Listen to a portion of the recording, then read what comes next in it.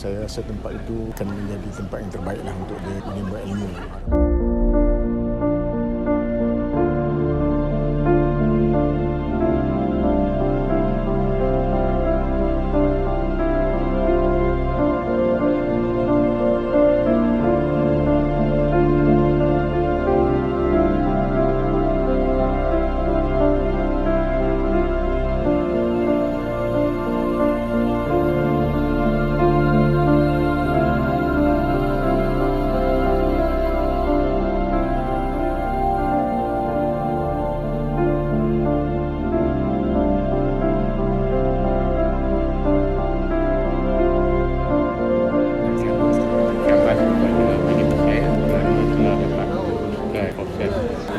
Dan juga kelepasan anak-anak yang akan melanjutkan pelajaran ini. Yang penting mereka pergi dengan niat yang betul dan mereka balik menjadi doktor yang benar-benar berjaya memberi sumbangan kepada ummah dan diterima di akhirat.